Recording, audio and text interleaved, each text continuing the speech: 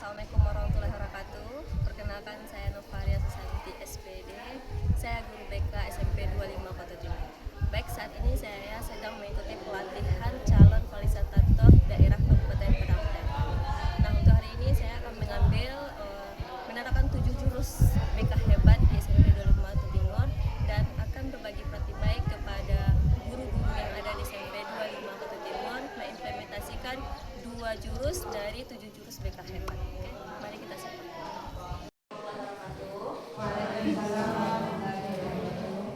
Terima kasih Bapak Ibu yang telah hadir dan memiliki kesempatan pada siang hari ini untuk mengikuti kegiatan kita yaitu berbagi praktik baik dari hasil pelatihan yang telah dilaksanakan selama 4 hari. Yang mana pelatihan ini akan diimplementasikan 2 jurus dari 7 jurus yang telah dibahas selama pelatihan. Oke, terima kasih atas kehadirannya dan sudah meluangkan waktunya pada siang hari ini. Masih semangat Pak Ibu? Oke, baik, alhamdulillah. Baik, untuk lebih semangatnya kita pada siang hari ini, silakan Bapak Ibu semuanya berdiri. Kita akan senam 7 jurus BK. Yang hebat.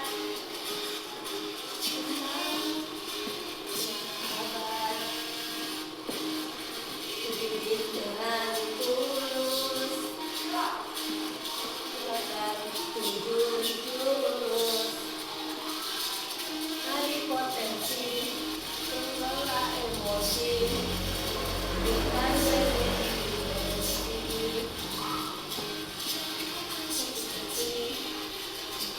koneksi, kolaborasi,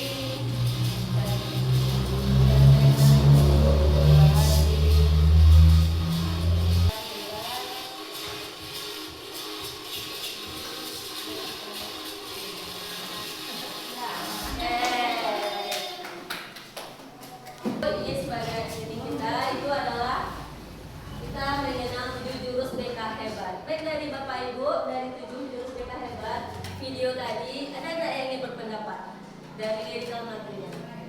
Yang pertama itu adalah kartunya kenali potensi, yang kedua kelola emosi, yang ketiga tumbuhkan resiliensi, yang keempat jalin konsistensi, yang kelima jalin koneksi, yang keenam bangun kolaborasi, yang ketujuh adalah menata situasi. Jadi dari 7 jurus itu saya hanya mengaplikasikan 2 jurus yang telah dilaksanakan kepada siswa. 2 jurus yang akan disampaikan pertama itu adalah jurus 1 kenali potensi dan jurus kedua kelola emosi. Ini merupakan fondasi penting bagi perkembangan holistik keberhasilan akademik dan kesejahteraan mental siswa di sekolah. Yang pertama, kenali potensi.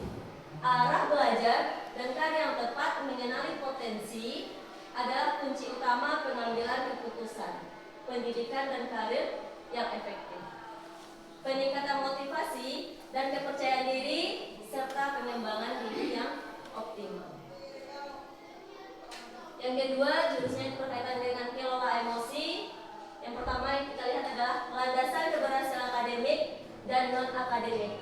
Keseimbangan emosional adalah prasyarat penting siswa yang mampu mengelola stres, kecemasan ataupun kemarahan, berinteraksi sosial dan bahkan berisiko mengalami masalah mental atau perilaku agresif. Kemudian penguatan kesehatan mental dan penciptaan lingkungan belajar yang kondusif. Kita masuk dulu yang jurus yang pertama, kenali potensi. Selamat datang para pendekar. Jadi kita yang hadir ini adalah para pendekar yang sudah ada di depan telaga air. Di sini kita akan lebih mengenal diri untuk mengoptimalkan cara belajar, merasakan potensi diri yang mengalir, mengoptimalkan energi baik semakin hadir. Selamat melanjutkan perjalanan. Pertama, hati-hati. Bagaimana pendapat Pak Ibu terhadap gambar tersebut ketika Bapak Ibu memberikan ujian? Oke, Bapak Ibu silahkan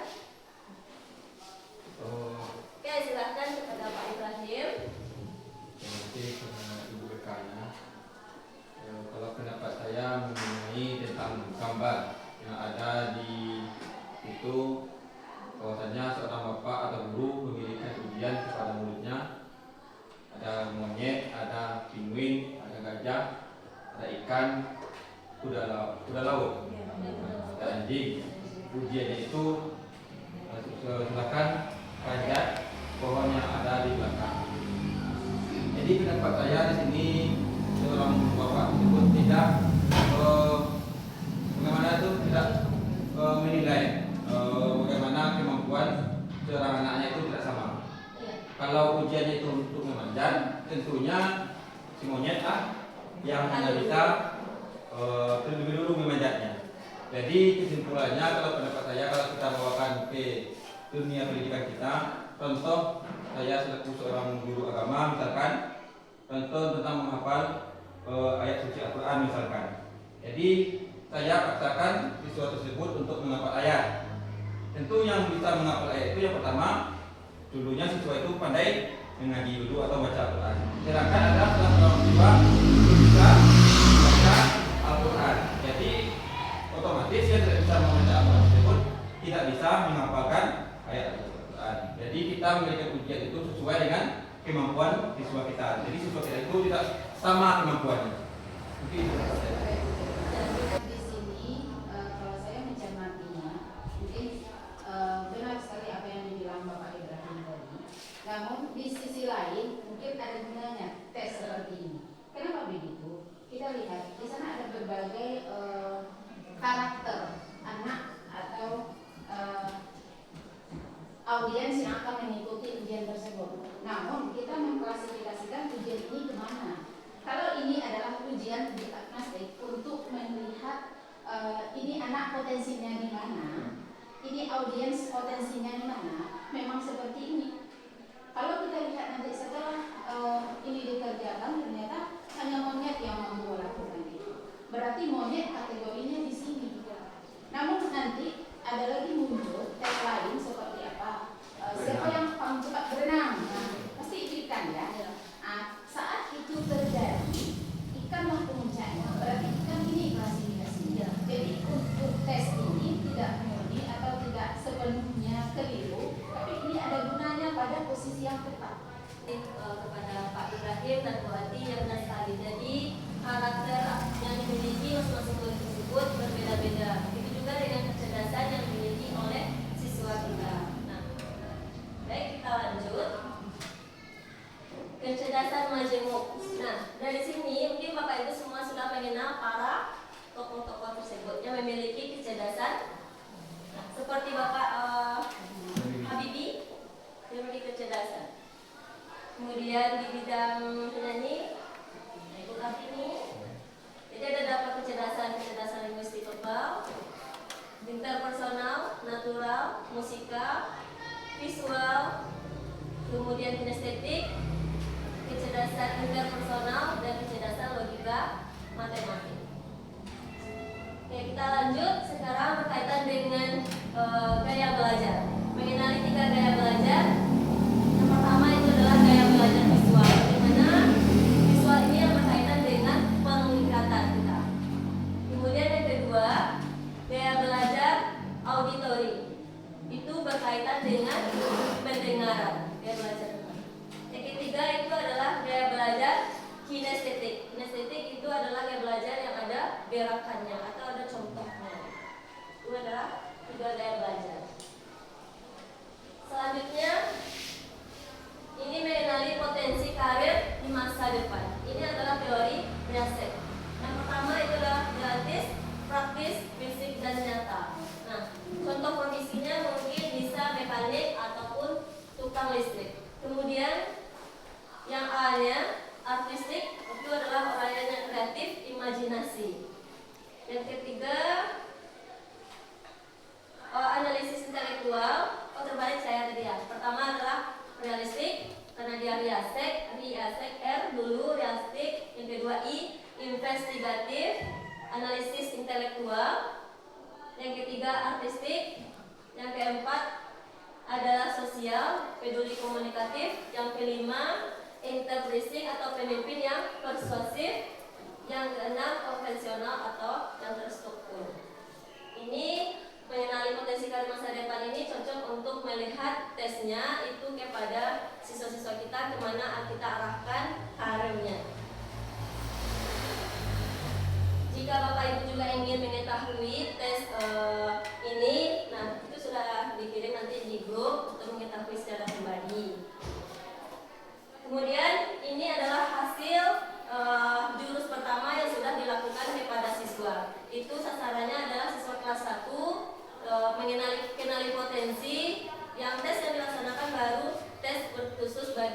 gaya belajar siswa. Jadi gaya belajar siswa pada murid kelas 7 itu ada 15 orang, kebetulan 3 orang lagi absen. Nah, ini hasilnya ada 4 orang siswa kita di kelas 7 itu memiliki gaya belajar yang visual. Kemudian 5 orang siswa kita di kelas 7 ada yang audio dan 3 orang kinestetik. Ini hasil tes gaya belajar kelas 7. Nah, kesimpulannya, jurus kenali potensi adalah landasan awal yang wajib diterapkan oleh setiap guru, termasuk guru mata pelajaran dan wali kelas. Ini bukanlah sekedar tugas guru BK, melainkan upaya untuk mendasar untuk melihat setiap siswa sebagai individu yang unik. Jadi hasil tes belajarnya nanti sudah ditempel pada kelasnya. Mungkin Bapak Ibu bisa juga menyesuaikan mata pelajaran. Bagaimana Bapak Ibu? Bisa kita lanjut jurusan kedua? Sudah siap? Oke, lanjut jurusan kedua itu adalah kelola emosi.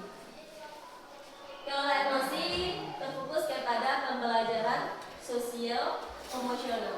PSE adalah bekal bagi murid agar sukses di sekolah dan kehidupan kita semua guru dan peran penting di dalamnya. Kenapa PSE penting? PSE mengajarkan keterampilan untuk mencapai kondisi itu seperti mengelola stres, berempati pada teman, dan membuat keputusan yang baik. Manfaatnya adalah nilai akademiknya naik, perilakunya positif bertambah, dan stresnya juga menurun.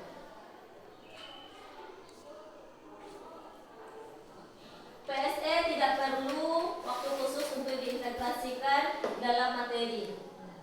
Contohnya saja mata pelajaran sejarah. Saat membahas tokoh, diskusikan emosi apa yang mungkin dirasakan tokoh ini saat dia gagal ataupun sukses. Nah, kalau itu sudah termasuk kepada pembelajaran emosional bagian kesadaran diri. Bisa juga kita contohkan kepada mata pelajaran matematika. Saat mengerjakan soal yang sulit, diskusikan strategi kopinya. Apa yang kamu lakukan saat kamu mengalami stroke? Nah, ini juga bisa diterapkan PSE-nya bagian manajemen diri. Pembelajaran sosial emosional itu ada 5 yang harus kita pahami. Pertama itu menyadari diri, bagaimana kemampuan untuk memahami emosi, pemikiran dan nilai pengaruh perilaku dalam berbagai situasi. Contohnya satu, saya bisa mengenal emosi saya seperti senang, sedih, takut, dan malu. Yang kedua, itu mengelola emosi, mengelola diri, kemampuan untuk mengatur emosi. Kemudian yang ketiga, mengambil keputusan dan bertanggung jawab. Contohnya, saya memahami keputusan yang saya ambil dapat berdampak pada diri dan orang lain. Kemudian terampil berrealisasi. Saya menjalin pertemanan sehat dengan mereka. Yang kelima, peduli sosial. Saya peduli dan bisa belajar dan selaras dengan norma sopan santun yang berlaku. Nah, ini bagian dari PSE juga itu mengenali peta emosi. Jadi peta emosi ini bisa juga kita berikan kepada siswa kita. Ini sudah diterapkan dalam juz 2 kepada kelas 8, membuat peta emosi. Kemudian ibaratnya pemikiran kita ini adalah seperti reptil, limbik, dan neokortex. Ini masih menanya PSE berkaitan dengan rumus respon, ability, dan responsibility. Saya merasa, kita sebut namanya marah. Misalkan saya merasa kesal saat kamu menyerobot mainan saya. Saya berharap kamu bisa antri dengan tertib sesuai urutan giliran. Jadi rumusnya dalam belajar nasional itu kita ganti saya tidak bisa itu menjadi ada kata harapan untuk mengubahnya. Kemudian jeda dan memilih tindakan. Emosi tidak langsung respon tindakan, tapi emosi ada jeda, kemudian baru memberikan respon tindakan. Ini